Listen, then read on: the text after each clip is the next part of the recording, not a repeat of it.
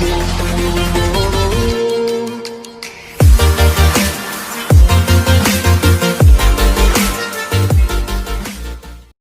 Welcome to my YouTube channel study with कुछ classes.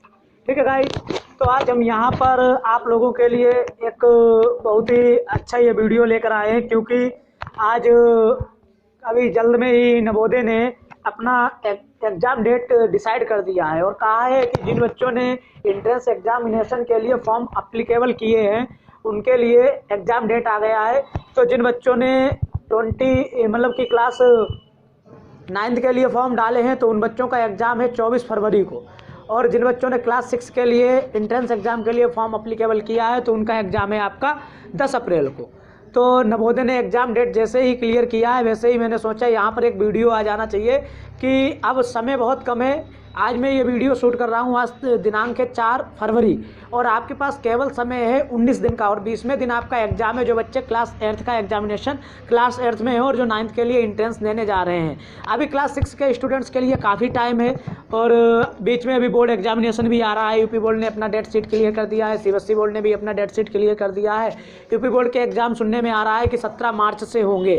ठीक है, तो अब क्या होता है गाइस, यहाँ पर कतई नहीं तो यहाँ पर अब बात आती है तैयारी की। तो चाहे स्टूडेंट वो यूपी बोर्ड का हो, चाहे वो 10th का एग्ज़ाम देने जा रहा हो, चाहे वो 12th का एग्ज़ाम देने जा रहा हो, चाहे वो स्टूडेंट नवोदय का एग्ज़ाम देने जा रहा हो, आपके पास समय बहुत कम है। और मैं अपने इस चैनल के माध्यम से आप सभी से यही रिक्वेस्ट करूंगा कि आप लोग अपनी तैयारी में अब 100% और दीजिए। आप जितना अच्छा प्रिपरेशन आपने किया है, आपके टीचर्स ने जितना अच्छा आपको पढ़ाया है, उस तैयारी को अब अंतिम समय, अंतिम घड़ी आ गई है, परीक्षा की घड़ी आ गई है, आप लोग अच्छे से तैयार कीजिए। अब गाइज मैं कुछ पॉइंटों पर डिस्कस करने जा रहा हूँ जो नवोदय जो क्लास 8th के स्टूडेंट्स हैं उनके लिए बहुत ज़्यादा इम्पोर्टेंट है। जैसे गाइज अगर आप लोगों ने पढ़ा होगा तो आप लोगों को क्लियर है कि आप लोगों ने क्या है कि जो 9th में आपको पता होगा कि 100 नंबर का पेपर होगा और 100 नंबर का आपको पेपर अपनी OMR सीट पे ही करना होगा। तो इसमें जो अंकों का विभाजन किया है नवोदय में, जैसे हिंदी का एग्ज़ाम आपका आता है 15 नंबर, हिंदी के क्वेश्चन आपके 15 क्वेश्चन आएंगे और उन 15 क्वेश्चन को आपको करना होगा। टोटल आपका 100 नंबर का होगा, 15 हिंदी का होगा, 15 इंग्लिश का क्वेश्चन होगा, 35 क्वेश्चन आपका मैथमेटिक्स का होगा और 35 आपका साइंस का होगा।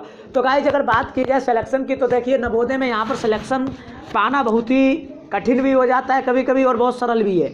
मैं मानता हूँ अगर नवोदय में आपको सिलेक्शन पाना है तो आपको नवोदय में सिलेक्शन के लिए सबसे ज़्यादा आपको कॉन्सेप्ट को पावर बनाना पड़ेगा। कॉन्सेप्ट अगर आपका है अच्छा खासा तैयार, क्योंकि कहा जाता है कॉन्सेप्ट इज़ द पावर और नॉलेज इज़ नॉट पावर। तो आपका अगर कॉन्सेप्ट क्लियर है, अगर आपका कॉन्सेप्ट क्लियर है तो आप बहुत अच्छा नवोदय में कर जाएंगे। जैसे अगर बात की जाए हिंदी में, तो हिंदी हमारी मदर टंग है, 15 नंबर का क्वेश्चन आता है। कोई कितना भी वीक अगर स्टूडेंट है, अगर हिंदी में 12 क्वेश्चन मार के आ रहा है सही, 12 क्वेश्चन आपका हिंदी में सही हो जाए, 10 क्वेश्चन आपका इंग्लिश में सही हो जाए, तो 30 में 22 क्वेश्चन आपका ये इधर क्लियर होगा। और मैथ और साइंस की अगर बात की जाए तो 35 में 30 क्वेश्चन उधर, मतलब 30 और 30 साइंस में, यानी कि कुल मिला के अगर आप क्वेश्चन सही करके आ रहे हैं 60 और 22 82 क्वेश्चन, तो 82 क्वेश्चन पे आपका सिलेक्शन जहाँ तक है JNV में अकॉर्डिंग टू मी हो जाएगा। तो आपका 82 क्वेश्चन सही हो जाएगा नवोदय में। तो अब बात करते हैं सिलेक्शन होगा या नहीं होगा। तो गाइस देखिए, एक ज़िले में जितनी सीट्स होंगी तो उसी के अकॉर्डिंग सिलेक्शन आपका निर्धारित करता है कि आपका कितना कट ऑफ जाता है। OBC के लिए सीट्स होंगी, SC ST के लिए सीट्स होंगी, गर्ल्स के लिए रिजर्वेशन होगा, तो उसके अकॉर्डिंग आपका जाता है। ठीक है गाइज, तो आपका अब समय है बहुत ज़्यादा प्रिपरेशन का। आप जितना अधिक प्रिपरेशन करेंगे उतना ही ज़्यादा आपको बेनिफिट मिलने वाला है। और मैं अगर बात करूँ सिलेबस की, तो सिलेबस में आपको जैसे पढ़ाया गया था कि आपको जो सिलेबस में आपको टीचर्स ने आपको पढ़ाया होगा, जैसे मैथ की बात करता हूँ मैं, तो मैथ में 35 में आपको जो चैप्टर्स पढ़ाए गए हैं वो है परिमेय संख्या है, वर्ग तथा वर्गमूल है, घातांक तथा करणी है, ठीक है, घन तथा घनमूल है, सीधा तथा व्युत्क्रम व्युत्पन्न है। और ज्योमेट्री यहाँ पे बहुत अच्छा रोल प्ले करती है। ज्योमेट्री यहाँ पे इतना अच्छा रोल प्ले करेगी, ज्योमेट्री के कॉन्सेप्ट्स मैंने बहुत अच्छे करके अपने कोचिंग सेंटर में पढ़ाए थे बच्चों को, और मुझे उम्मीद है कि मेरे बच्चे कुछ अच्छा करके आएंगे। लेकिन अगर बात आती है कॉन्सेप्ट की, तो आप लोगों को एक बात ये याद रखनी चाहिए, वहाँ पर आपको नवोदय के पेपर में आपके जो 100 क्वेश्चन आते हैं, 100 में 10-5 क्वेश्चन ऐसे ज़रूर आएंगे जो आपका समय बर्बाद करेंगे। आपको वहाँ पर टोटल समय मिलेगा 2 घंटे 30 मिनट। ठीक है। 2 घंटे 30 मिनट में आपको वहाँ पर एग्जाम क्लियर करना है, OMR क्लियर करना है, सब कुछ आपको क्लियर करना है। आपका अल्फा कोड अलग अलग होगा। जैसे मेरे यहाँ के 8-9 बच्चों ने फॉर्म डाला है, तो सबका सेंटर लगभग सबका सेंटर जवाहर नवोदय विद्यालय हथौड़ा शाहजहाँपुर में गया है। हथौड़ा बुजुर्ग में पढ़ता है जवाहर नवोदय विद्यालय, वहाँ पे सेंटर गया है हर किसी बच्चे का, ठीक है। और अगर बच्चों की बात करें तो मेरे पास लगभग इस समय बैच में 12-13 बच्चे हैं, तो 12-13 बच्चों में लगभग 8 से 9 बच्चों का अल्फा कोड जो आया है वो भी आया है, यानी कि उनको पेपर जो मिलेगा वो बी टाइप का मिलेगा। कुछ गर्ल्स है उनका अल्फा कोड F भी आया है, कुछ बॉयज है उनका अल्फा कोड A आया है।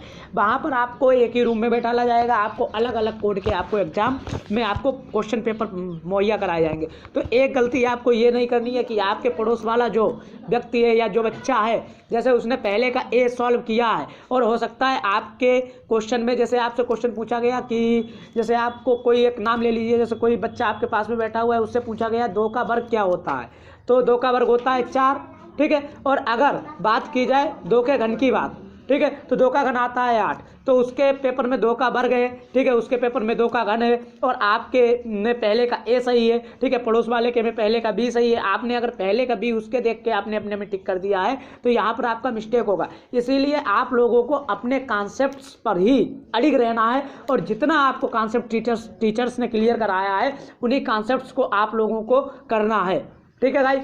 और बात आती है अगर विज्ञान की, तो विज्ञान में भी बहुत से चैप्टर हैं, जैसे फोर्स है, प्रेशर है, ठीक है, साउंड है, इलेक्ट्रिक है, लाइट है, ये चैप्टर बहुत ही अच्छे हैं, ठीक है। तो आप लोगों को बहुत ही अच्छे तरीके से इस चीज़ की तैयारी करनी है। सेकेंडली बच्चों का बहुत ज़्यादा क्वेरी रहता है कि सर क्या नवोदय में निगेटिव मार्किंग है या नहीं है। तो आज मैं इस वीडियो में ये भी क्लियर करने जा रहा हूँ कि नवोदय ने अनाउंस किया है। मैं यहाँ पर देखिए आपके लिए मैंने स्क्रीनशॉट लगा रखा है। इस स्क्रीनशॉट में कतई क्लियर ये देखो लिखा हुआ है कि क्या लिखा है कि there is no negative marking. यहाँ पर कोई भी निगेटिव मार्किंग नहीं होगी, ठीक है। आपका 100 क्वेश्चन आपको मिलेगा, आप 100 क्वेश्चन को सॉल्व कीजिए। ये आपके मन में भ्रम नहीं होना चाहिए कि आपने अगर कोई क्वेश्चन गलत किया है तो उसका आपका निगेटिव मार्किंग लगेगा। आपका कोई निगेटिव मार्किंग नहीं लगेगा। आप लोग कायदे से, ठीक है, वहाँ पर क्वेश्चन को करेंगे, और आप लोग सबसे पहले उन क्वेश्चन को करें। जैसे मैथ्स में मैंने बच्चों का टेस्ट लिया है अपने कोचिंग में, तो मैंने देखा है कि बहुत से बच्चे ऐसे हैं जो उन क्वेश्चंस को पहले करते हैं, जो क्वेश्चंस को समय ज़्यादा ले जाते हैं, उन क्वेश्चंस को पहले करते हैं। नहीं, आपको उन क्वेश्चंस को पहले करना है। जैसे आपको सबसे पहले हिंदी को अटेम्प्ट करना है। मेरे अकॉर्डिंग आप हिंदी में 15 क्वेश्चन में आप जितना आपको आता है, तो आप सबसे पहले हिंदी को फिनिश कीजिए। हिंदी को फिनिश करने के बाद आपको क्या करना है, आपको इंग्लिश का क्वेश्चन करना है, और आप कतई अंत के लिए मैथमेटिक्स को लेकर चलिए। मैथ्स में आपका क्या होगा, मैथ्स और साइंस में आपको कुछ क्वेश्चंस ऐसे मिलेंगे जो आपका समय बर्बाद करेंगे। तो आप उन क्वेश्चंस को छोड़ के चलिए। पहले आप उन क्वेश्चंस को करिए जो 1 स्टेप के हो, 2 स्टेप के हो, और आप अपने कॉन्सेप्ट के अकॉर्डिंग क्वेश्चंस को कीजिए। जैसे अगर आपको आ जाता है कि कोई क्वेश्चन आता है कि कोई समचतुर्भुज है या चतुर्भुज से रिलेटेड आपके क्वेश्चन आएंगे, ठीक है, चतुर्भुज से रिलेटेड बहुत क्वेश्चन आते हैं, ठीक है गाइज। और आपको आंकड़ों प्रबंधन से रिलेटेड क्वेश्चन बहुत कम आते हैं। आंकड़ा प्रबंधन चैप्टर आपके सिलेबस में मैं नहीं मानता हूँ, आंकड़ा प्रबंधन से क्वेश्चन ज़्यादा आता है। तो आप लोगों को आंकड़ा प्रबंधन इतना अच्छे से तैयार अगर है तो अच्छी बात है। अगर आंकड़ा प्रबंधन आपका तैयार नहीं भी है तो आपको कोई ये निगेटिव थॉट लेके नहीं जाना है कि हाँ आंकड़ा प्रबंधन से क्वेश्चन आएगा, ठीक है। मात्राओं की तुलना एक चैप्टर है आपके सिलेबस में, उसमें लगभग 4 चैप्टर हैं। उसमें 4 चैप्टर्स के बारे में डिस्कस किया गया है। वो चैप्टर बहुत यूनिक है। आप लोग अब एक टाइम टेबल बनाइए।